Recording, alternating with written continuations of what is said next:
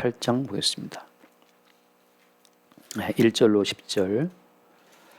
자, 48장 1절. 모압에 관한 것이라 만군의 여호와 이스라엘의 하나님께서 이와 같이 말씀하시되 오라 느보여 그가 유린당하였도다. 기럇아임이 수치를 당하여 점령되었고 미스갑이 수치를 당하여 파괴되었으니 모압의 찬송 소리가 없어졌도다. 헤스본에서 무리가 그를 해하려고 악을 도모하고 이르기를 와서 그를 끊어서 나라를 이루지 못하게 하자 하는도다. 맏맨이여 너도 조용하게 들으니 칼이 너를 뒤쫓아 가리라. 호로나임에서 부르짖는 소리여 황폐와 큰 파멸이로다. 모압이 멸망을 당하여 그 어린이들의 부르짖음이 들리는도다. 그들이 루힛 언덕으로 올라가면서 울고 호로나임 내리막길에서 파멸의 고통스러운 울부짖음을 듣는도다. 도망하여 내 생명을 구원하여 광야의 노간주나무같이 될지어다. 내가 내 업적과 보물을 의뢰함으로 너도 정복을 당할 것이요 그모스는 그의 제사장들과 고관들과 함께 포로되어 갈 것이라. 파멸하는 자가 각 성읍에 이를 것인즉 한 성읍도 면하지 못할 것이며 골짜기가 멸망하였으며 평지는 파멸되어 여호와의 말씀과 같으리로다. 모압에 날개를 주어 나라 피하게 하라. 그 성읍들이 황폐하여 거기에 사는 자가 없으리로다.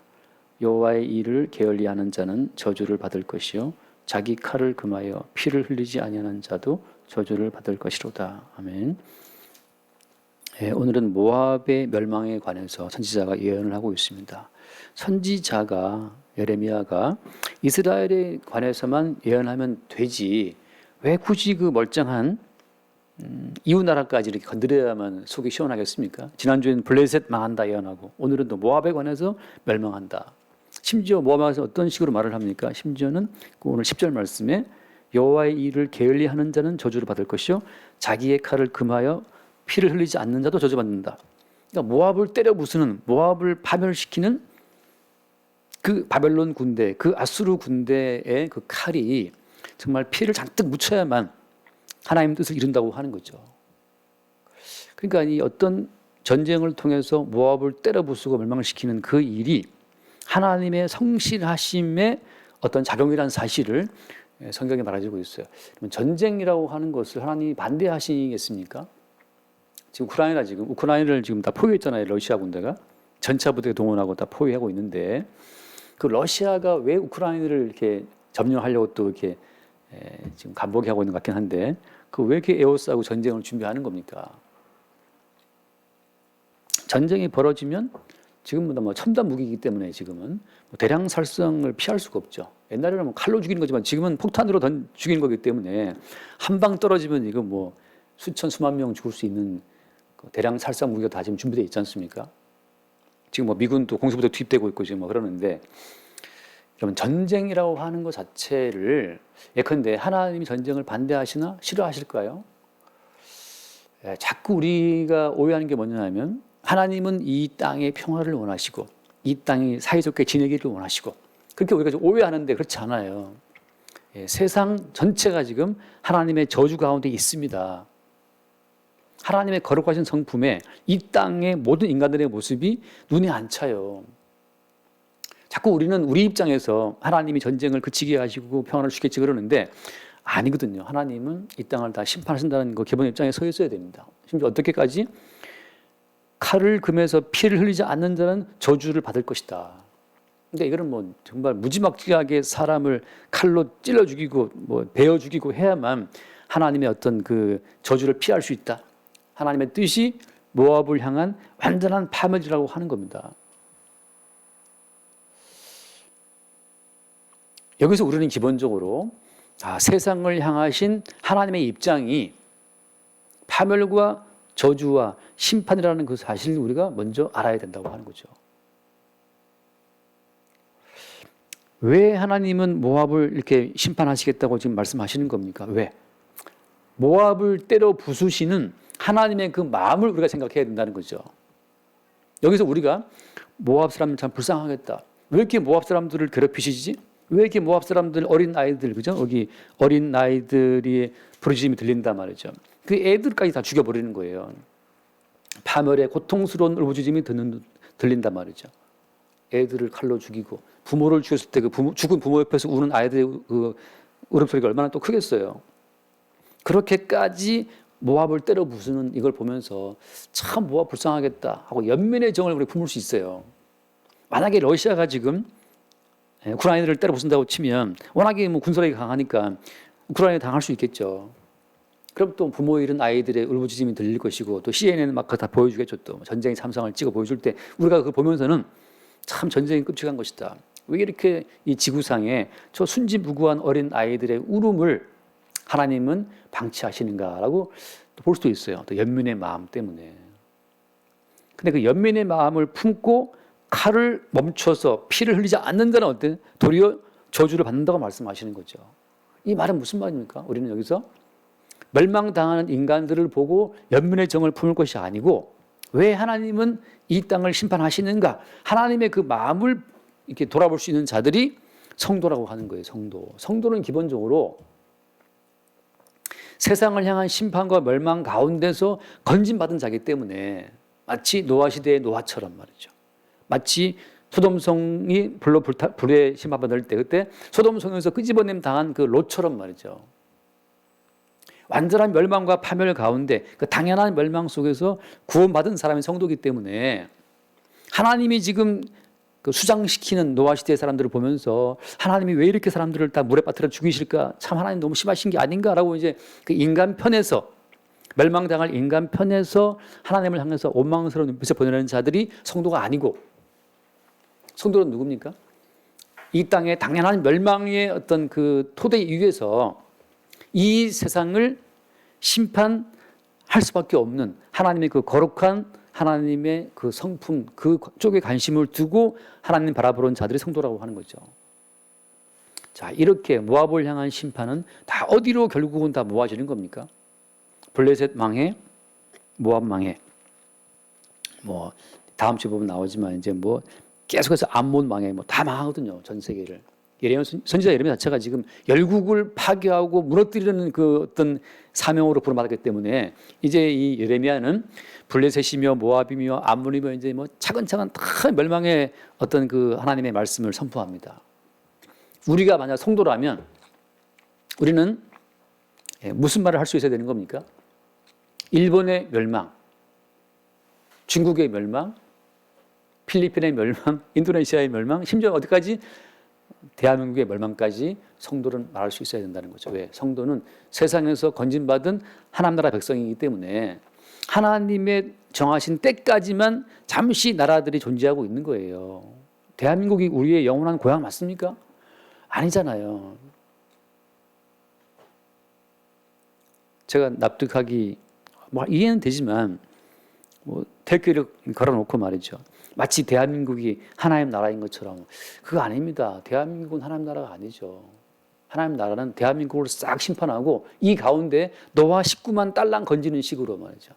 대한민국을 싹 쓸어버리고 이 가운데 롯만 딸랑 구원하는 식으로 그렇게 하나님 나라는 이 땅에 쳐들어오는 거예요. 하나님 나라가 이 땅에 올 때에는 인간의 모든 나라를 부정하는 식으로 오기 때문에 그 나라에 속한 사람들은 세상 나라에 대한 운명 자체를 이미 어때? 이미 예수님의 십자가의 사건 속에서 보는 자들이에요. 하나님의 아들도 하나님이 심판을 내려서 죽이시는 마당이란 말이죠.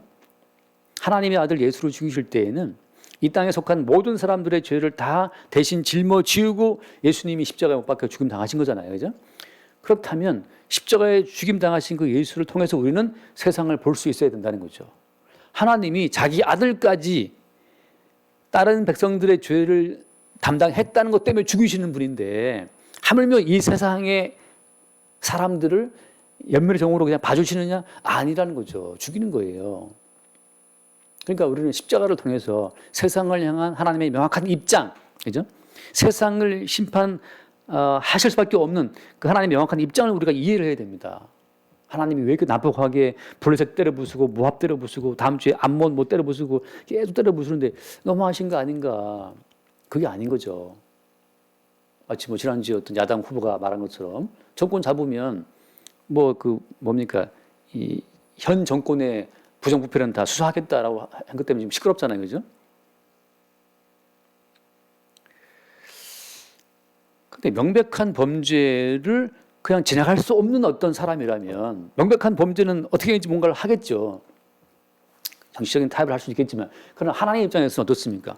하나님 입장에서는 죄의 삭은 사망이기 때문에 죄인들은 다 하나님이 죽여야 되는 거예요. 죽이셔야 되는 거예요. 누구까지 심지어? 죄인들의 죄를 대신 짊어진 당신의 아들이라 하더라도 우리의 죄를 대신 담당했다고 하는 그것 때문에 우리의 죄를 전가받았다고 하는 것 때문에 당신의 아들까지 버리고 죽이신 하나님이라는 그 하나님의 그 엄유하신 공의 앞에서 우리는 세상을 향한 입장을 하나님의 관점으로 봐야 된다는 거죠. 그래 뭐 니하고 내 친구 아이가 뭐 친구 뭐 100만 원도 주고 50만 원도 주고 우리 돈 친구다 막 이렇게 그래서 우리는 그런 친구를 뭐 봐주고 뭐 할 수는 있는데 하나님 입장에서는 너는 노아 시대 때 싹 수장되어 마땅한 자들 로세 시대에 불로 유황불로 다 태워 죽여 마땅한 자들이라는 그 입장이 어떻게 십자가에까지 와서 하나님의 그 불을 얻어먹고 죽임 당하신 분이 예수님이잖아요. 그러니까 우리는 십자가의 관점, 하나님이 당신의 아들까지 죽이신다고 하는 그 공의로우신 관점으로 세상을 보게 되면 이 땅 가운데 남한할 나라가 있어요, 없어요?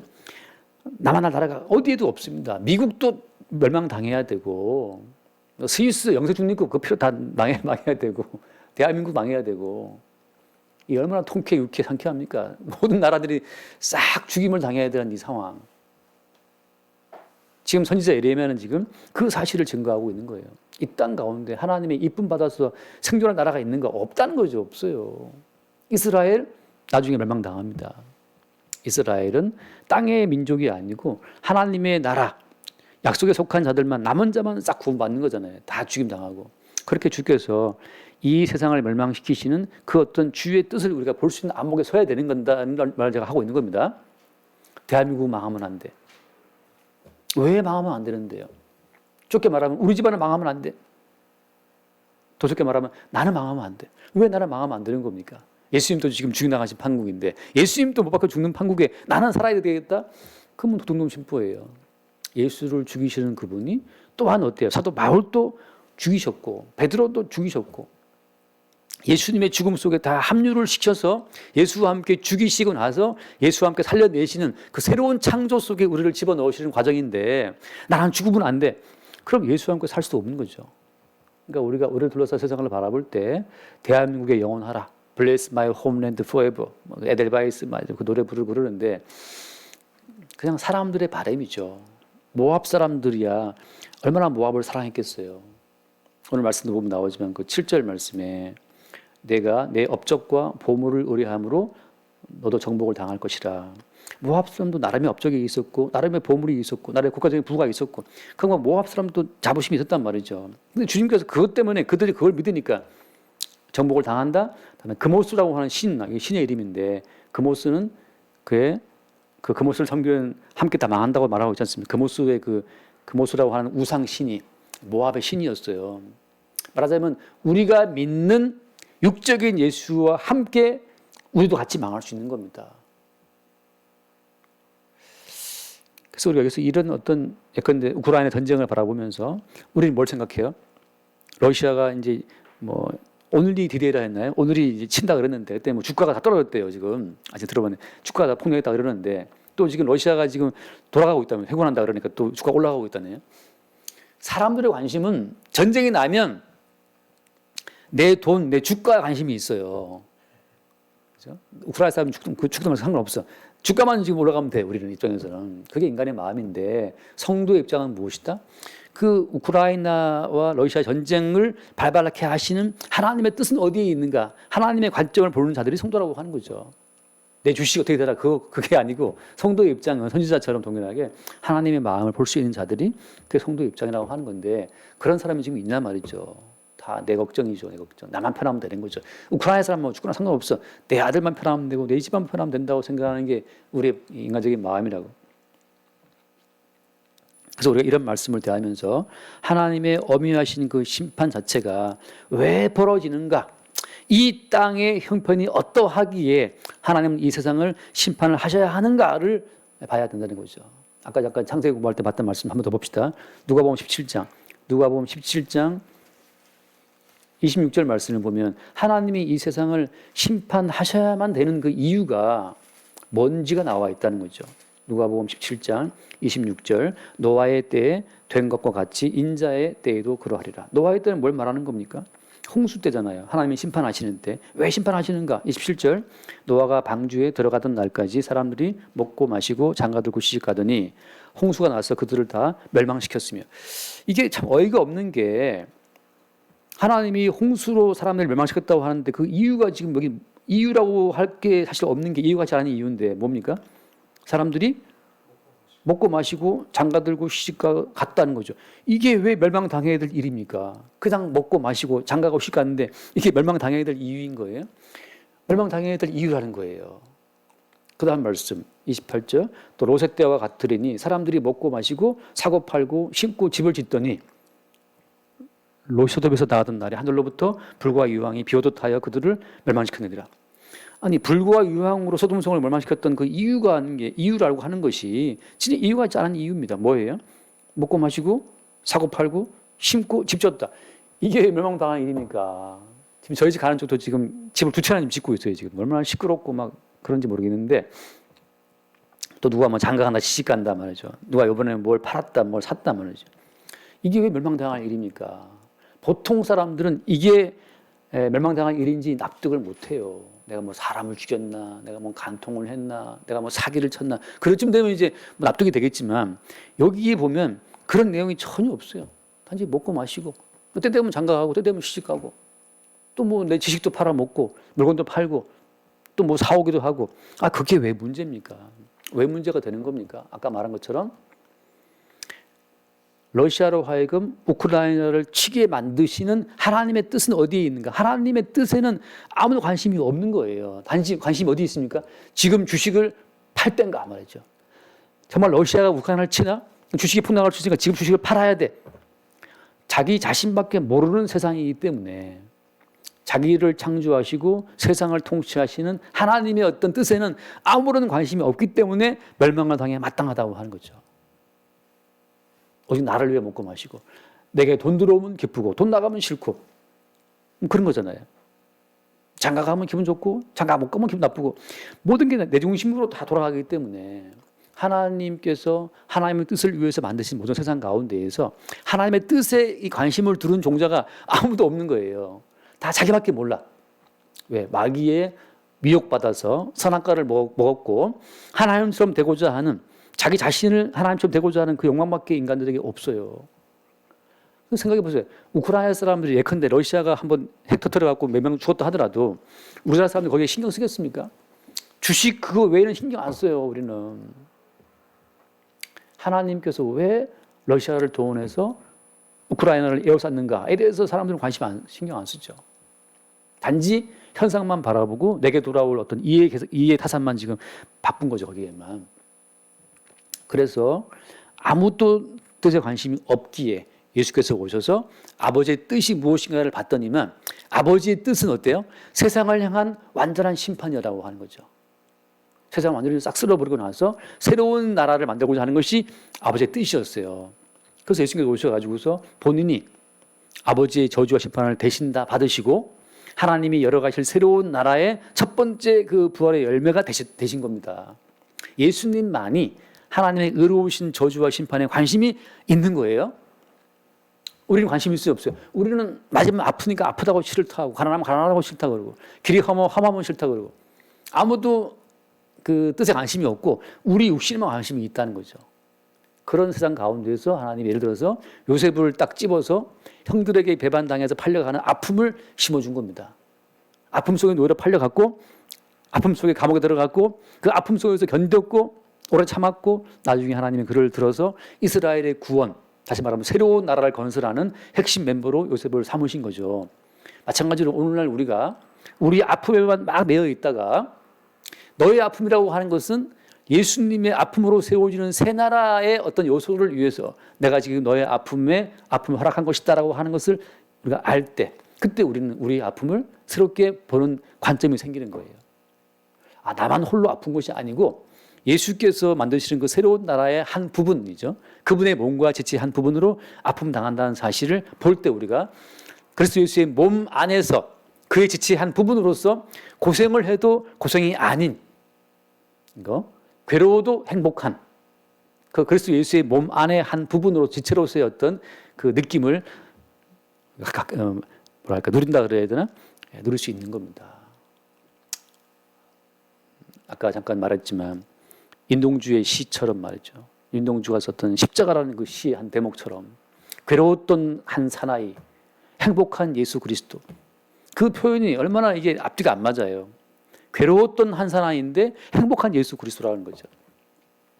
예수님의 인생은 괴로웠지만 하나님의 전체 큰 그림 속에서 새로운 나라와 새로운 몸을 세운다라고 하는 그 기쁨이, 행복이 예수님께 있었고, 요셉이라고 하는 사람은 팔려가는 괴로움이 있었지만 나중에 전체 예수의 몸 안에서 자기를 바라보니까 아, 나는 행복한 인생을 살았다라고 하는 그 깨달음 속에서 형들을 용서하죠. 왜? 자기가 팔려간 것은 예수 그리스도의 몸을 위한, 이스라엘의 구원을 위한 전초 작업으로 팔려갔던 거기 때문에 그 그리스도의 몸 안에서의 자기의 존재의 의미를 본 자의 행복이라고 하는 거죠.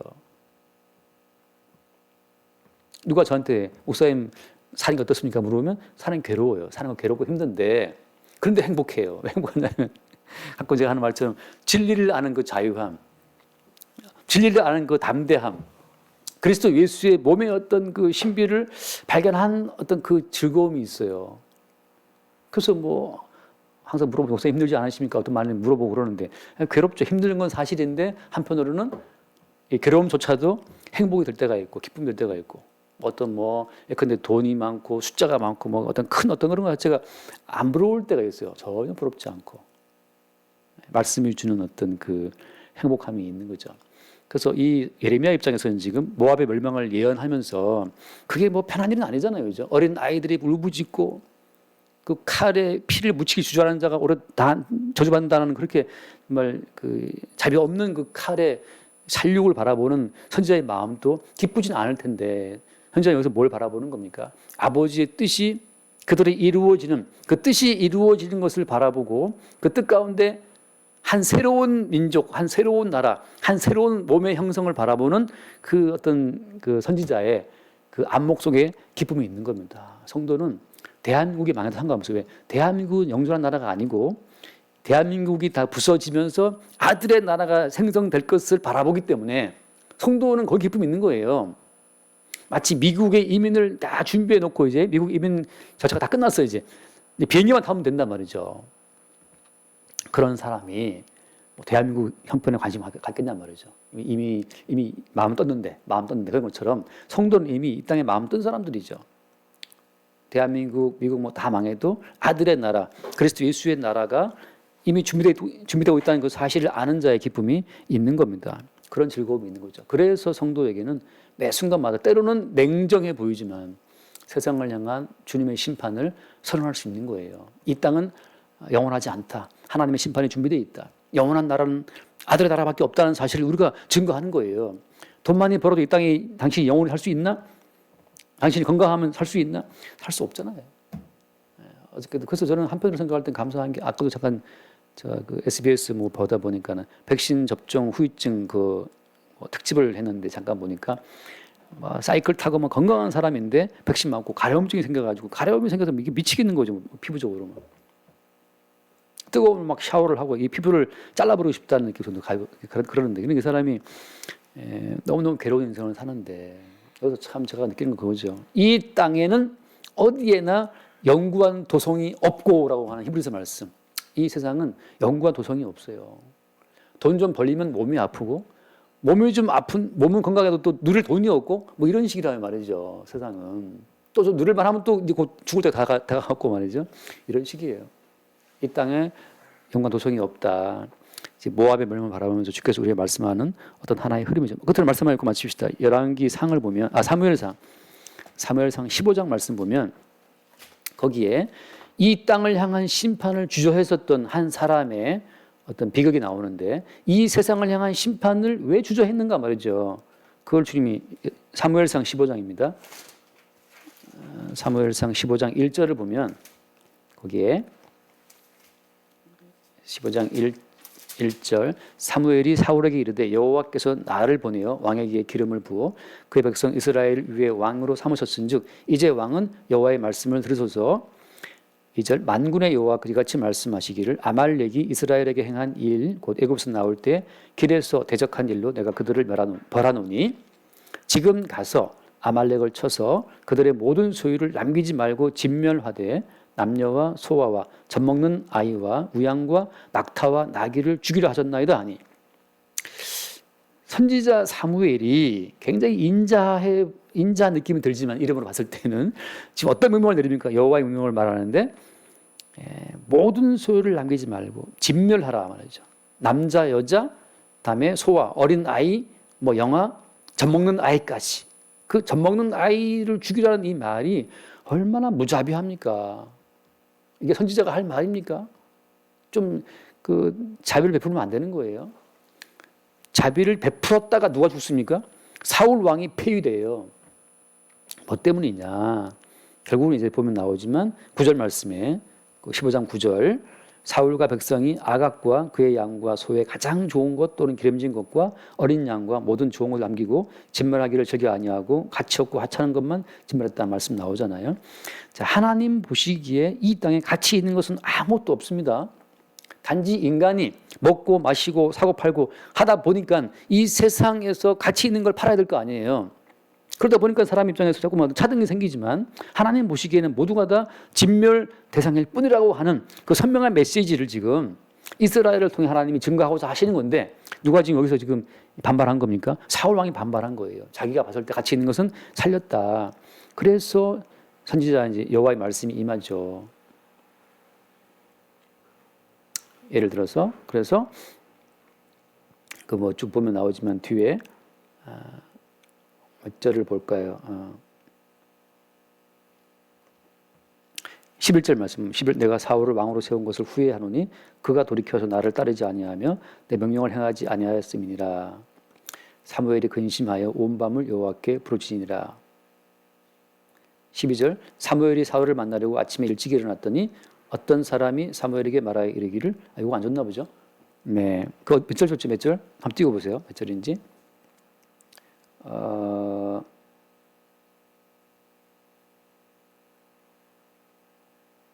몇 절을 볼까요?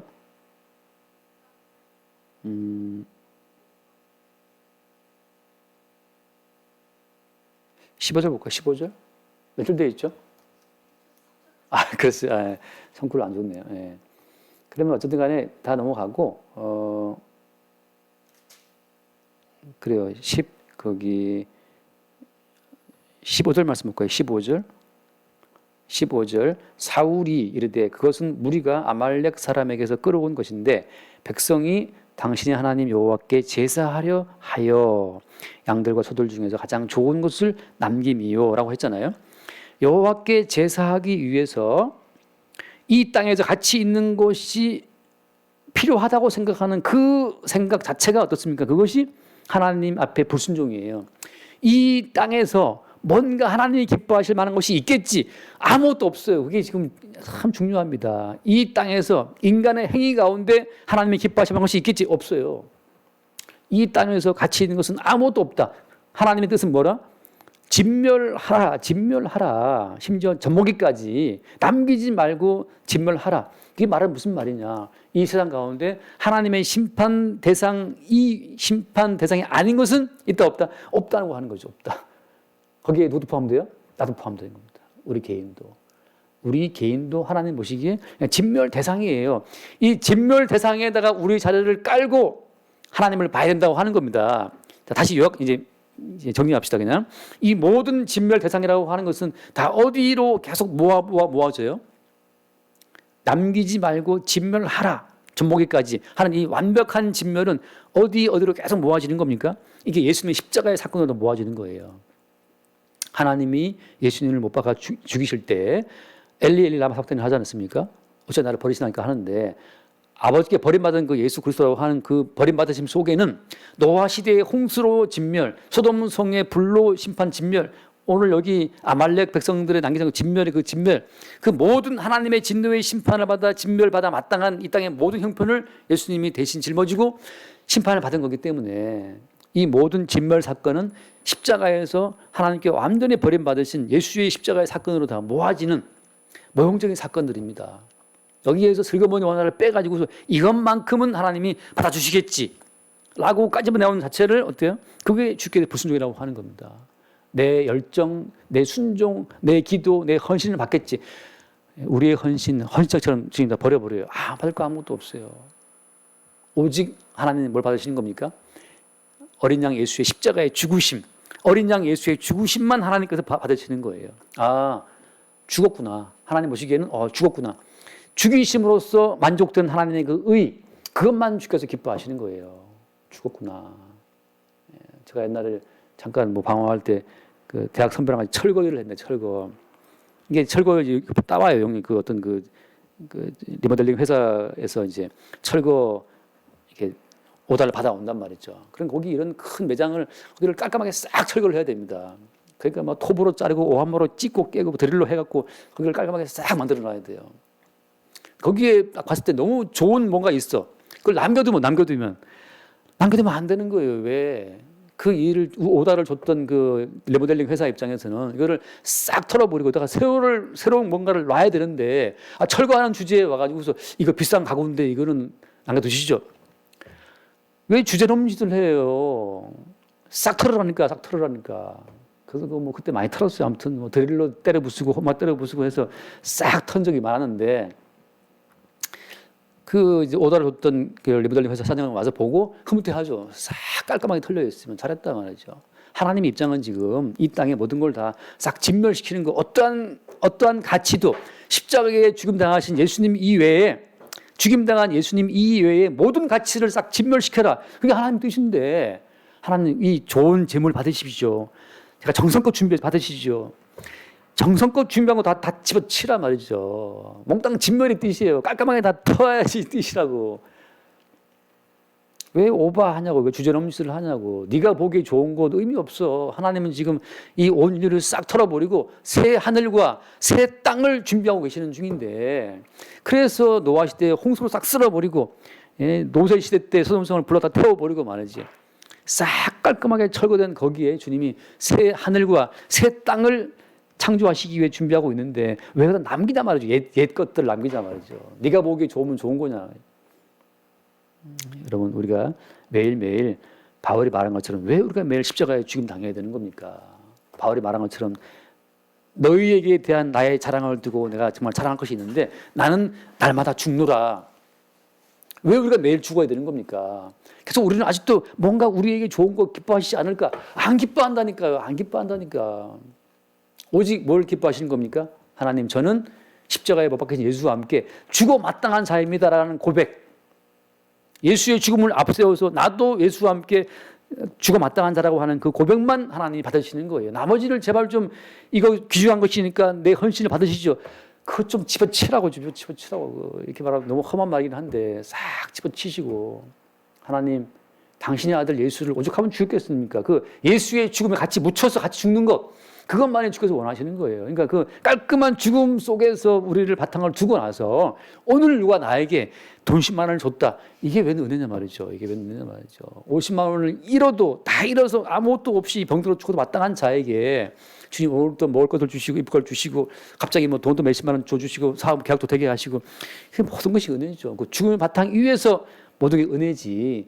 내가 좀 그래도 좀 알바리 좀 되니까 돈도 좀 들어오고 내가 좀 수완 좋으니까 사업도 좀 되고 내 공로로 돌아가는 순간 사울 왕처럼 주님, 내가 그래도 좀 주께 드릴 만한 게 있지 않았습니까? 좋은 거 남겨놨습니다. 네가 보기에 좋은 거 다 쓰레기다. 제발 좀 털어버려라. 날마다 우리 주와 함께 죽고 십자가에 죽으신 예수와 함께 우리도 함께 죽고 살아나신 예수와 함께 새롭게 예수의 은혜로 사는 새로운 피조물로 설 수 있기를 바랍니다. 기도하겠습니다. 주님, 감사합니다. 모압에 관한 멸망의 예언을 선지자가 하는 이 모든 과정을 지켜보면서 왜 이렇게 하나님은 철저하게 모압을 진멸하기를 원하시는 것인지를 다시금 돌아보게 하시고 이 세상을 근원부터 뿌리째 뽑아서 멸망시키지 않으면 안 될 하나님이 그 거룩한 경륜, 이 모든 땅을 심판 속에 집어넣으시고 새 하늘과 새 땅을 준비하시고자 하시는 그 하나님의 거룩한 뜻을 우리가 헤아리게 하여 주옵소서. 우리 안에 좋은 것도 다 진멸해 주시고 나마다 예수와 함께 우리를 죽이시고 예수와 함께 예수 안에서 다만 우리를 새롭게 살게 하여 주옵소서. 우리 주 예수 이름을 거드립니다. 아멘.